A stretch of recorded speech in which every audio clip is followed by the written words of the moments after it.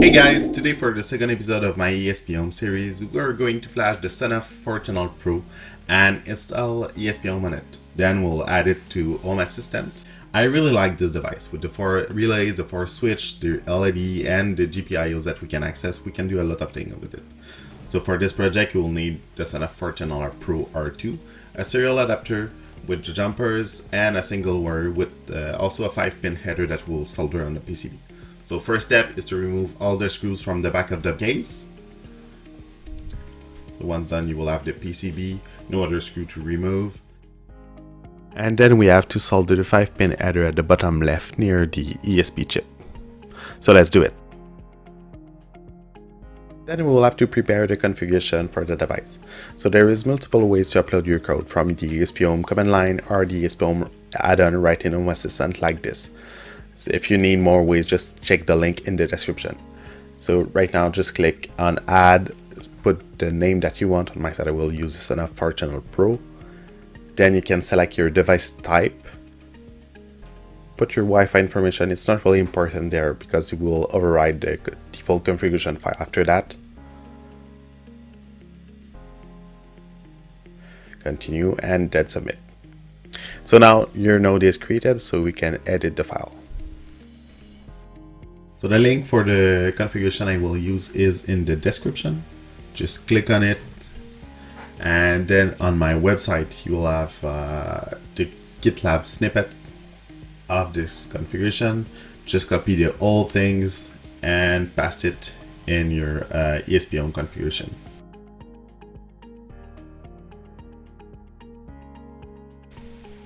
So just copy the file here.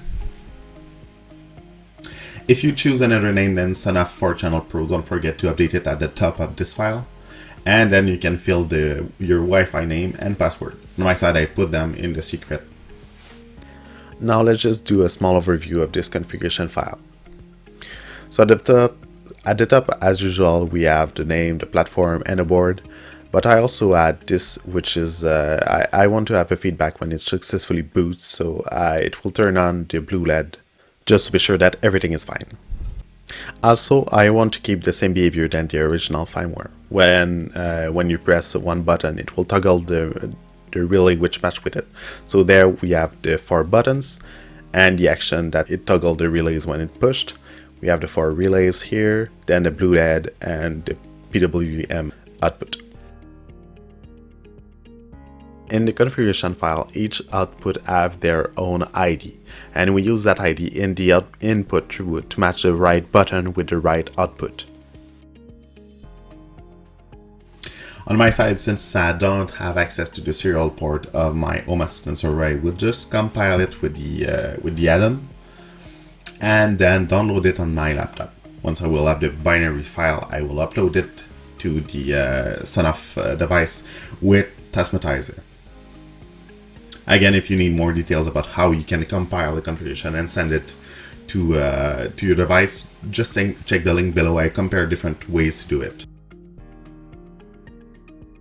Now that we have the binary file, we have to prepare the Sonoff device to be ready to accept it. So we have to put it in the permain mode.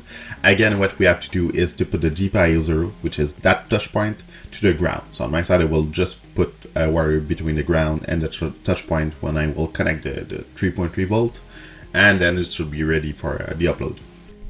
Let's connect the serial adapter, so ground to ground, RX to TX, TX to RX, and 3.3 volt. So now it's ready. So just unplug the 3.3 volt, put your wire to the ground, and touch the GPIO 0. You could also solder a wire to the GPIO 0, but since I only have to do it once and then I will use the over-the-air method to upload, I didn't want to solder something. Now we can plug back the 2.3 volt, and after a few seconds you remove the wire. So now on Taskmatizer you can decide to erase or even back up the firmware, but right now we'll select the firmware that we download a few seconds before, right here, and click on Taskmatize. While it's getting uploaded, please don't forget to like and subscribe to see the next things that we will do with ESPHome and other IoT stuff. Good, so once everything is done, you can just unplug everything and put it back to the Sonoff case.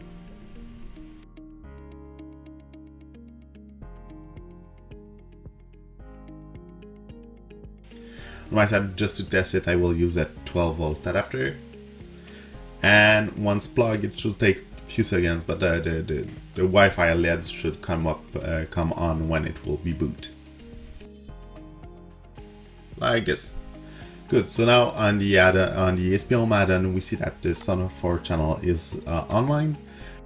And to add it to Home Assistant, go in your config integrations, add an ESPHome integration, put the name that you give it, .local. You can change the port if you change it.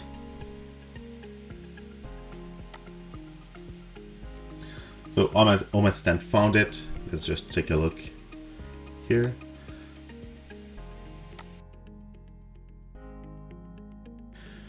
Now on the Home Assistant, we can see the blue LED, the 4 switches, the 4 relays, and the Sonoff status.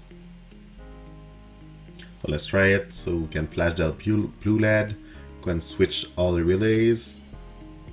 And same thing when we press the button. So we have the feedback on Home Assistant and the relays are automatically switched on the device.